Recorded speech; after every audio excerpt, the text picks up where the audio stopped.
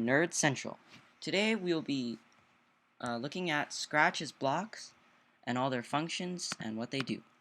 And if you didn't know, Scratch is an educational website where you can experience code firsthand, but it's more geared to a younger audience, although it could be very fun for people of older age. So anyways, today we're going to do tutorials of the motion category, and in other parts we will cover all the other categories. So, without further ado, let's get into the video. So, motion. One of the most important aspects of your project if you're planning on making games or animations, because everything on your screen has to move, am I right? So, let's say you look at the move steps block. Now, the move steps block is it's a very nice block, useful. And it's not the most smoothest thing, as you can tell, but it works.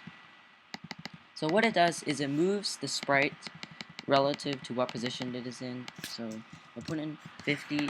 Obviously, the more steps, the bigger the stride. Negative 90. So negative numbers means it's moving backwards. So that's the move steps. Very straightforward. I'm not going to go over much about it. So yeah. Next up is the turn degrees block. This block is used to turn the cat however many degrees you put in, so 78 degrees. As you know, 360 degrees is a full circle, so put 360, it's not going to change it. 180 is half, so everything like that. And if you want it to go backwards, we have the other one. Pretty straightforward as well, just making it turn around. And if you're not very good with degrees, you can just experiment, see which degree works best for you. So that's the turn degrees block. Next up, we got the go to block.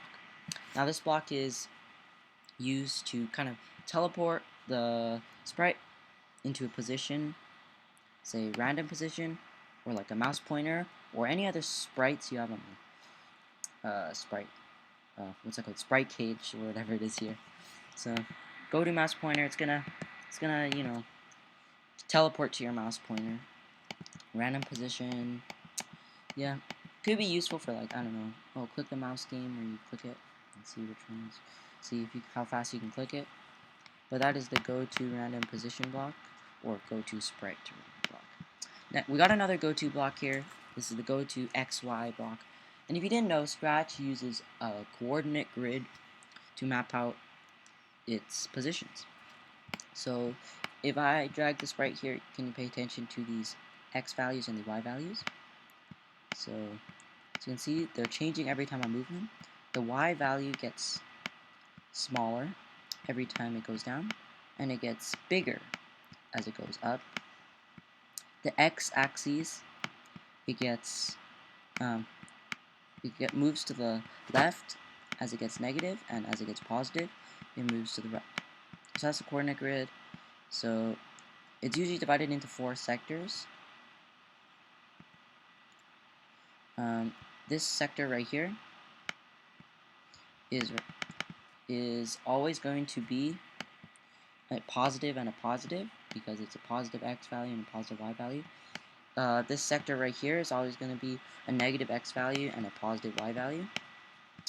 This value down here is always going to be a negative Y value and a negative X value. And this quadrant right here is always going to have a positive X value and a negative Y value. So that's kind of an overview of the coordinate grid. And the same principles apply to this go-to block. You say put in 50, 20, it's going to appear in this quadrant right here. There you go. Appeared in that quadrant. Maybe increase that a bit just to show emphasis. There you go. It's in that quadrant. You make that negative, it's going to appear in that one right there. Yeah, that's the go-to block. Very useful for determining where your sprite will go. And what's helpful about Scratch is that whenever you move the cat, it tells you what position it's in. I might have said that before, but yes. So next up, we got the glide block. Now this block is it's kind of like a step up to the move string steps block, because it's smooth. As you can see, let's do random position. Glide 1 second. It's going to take 1 second to glide to that position you entered in this string or have this drop down list right here. So if we put in 3, it's going to obviously take a longer time to reach its destination. And you put in 0.1, it's obviously going to take a very short time to get to its destination. So that's a glide block, it's just a smoother version of the move block. And that's the same for this one. Glide, how many seconds to the X value and the Y value. This is the same as the go to X value block, except you're gliding. So let's make that 90. There you go. That's gliding. Next up, we got pointing direction. Now this, as you can see, the cat is in kind of an awkward position right now. Don't worry, this block can fix that. So you just say 90, because 90 degrees, or I don't know if it's degrees, but 90 something, it's going to be pointing that way. Now, when you click on this 90, it has a very helpful little dial thing here where you can change it. So if I put it right here, it's going to point in that direction. So that's very simple. You don't need to memorize the numbers or anything because there's this thing here. It's a good thing from Scratch 3.0. So that's the pointer direction. Next up, we got point towards mouse pointer. Yeah, so it's going to point towards whatever you have on this drop-down list, like sprites. And I don't know, yeah, I didn't create a new sprite yet, but I'll do that right now, just to give you an example. So to get a sprite, you go to choose a sprite. You can paint your own, you can upload it. I don't know what that does, but okay, so you can choose anything. So let's go for an egg. So there you go, we got our nice little egg there. Now we go to sprite. As you can see, the egg has been added to our drop-down list. So if we do point towards egg, there you go, pointed towards our egg. Very useful indeed. So that is the point towards function, or not function, I should say block. Okay, the next up we got change x by set x2, change y by set y2. Now these are all very similar, and I'll go over them one by one just to show you. So the change x by and the change y by is changing the position relative and manipulating the position it's in at the moment. So if I drag it over here, change x by 10, it's going to like move 10 steps relative to where it is. If I do minus 10, then yeah, it's going to go opposite direction. So it's similar to moving steps. And that's the same with the y. I put in like 70, it's going to go up by a lot. And put negative 61, it'll go down. And as you can see, it's relative, so it's not going to always go to that point. It's gonna be go down wherever the sprite is. Now the next one is the set x and set y. Now these ones, it's a constant, so we set it to negative 100. It's whenever this block is called, it's always going to go to x negative 100. So see, right there. So that's the same with the y block. You put 80. It's always going to go to y 80. This is always going to go to x negative 100. And this is changing it relative, and you can put it back there. So yeah, those are the changing and setting x and y values. The next one is the if on edge bounce block. Now this one it's kind of a funny block because the only real purpose of it is when it hits the side of the stage, it's going to bounce and go the opposite direction. So in order to show this, I'm just going to create something really quick here. Move 50 steps if on edge bounce. So watch this. As you can see, it's going to bump into the edge, and boom, it just turned around and this went the other way. Watch this. Boom. It's turning around. So it's like kind of ricocheting off the walls, and yeah, it's actually pretty cool to watch, honestly. But so yeah, it's an if on edge bounce block. It makes it so whenever the sprite hits the edge, it bounces. So the next block kind of corresponds to this one as well. It's set rotation style, and right now the rotation style is set to all around.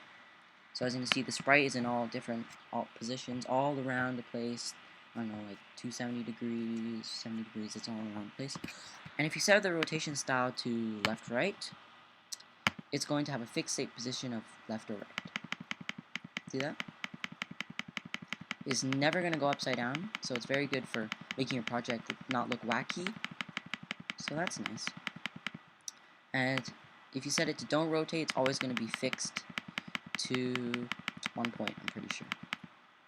Oh, never mind. Yeah, I'm pretty sure don't rotate and left, right are very similar. Unless I didn't activate this. Hold on. Oh, never mind. I was wrong. Yes. So don't rotate means it's always going to stay in a fixated position, and it's never going to rotate or anything. So yeah. Those are those blocks. So now let's go on to the X position, Y position, and direction block. Not blocks. I should say inputs, methods, something like that. Anyways. So X position. This is an input to whatever block. You can put the blocks up here, like change Y by X position. You can actually plug them into anything that has this white circle. So the X position, it's whatever the X position of your sprite is. So this is 105.7, blah, blah, blah, blah, blah. It's just rounded up to 106, but it tells you the position, and same with the Y, and which direction it's facing. Now, another useful thing for coding, you can check these tick boxes right here, and it will tell you your direction and your X position and Y position. That's pretty nice. So yeah, they're kind of like mini heads-up displays of your X position, Y position, and direction. So these are all the movement blocks, very relatable to the coordinate grid. I recommend learning the coordinate grid because it's very useful in Scratch. So yeah, we've gone over movement. So yeah, thank you guys for tuning in to Nerd Central. See you next time.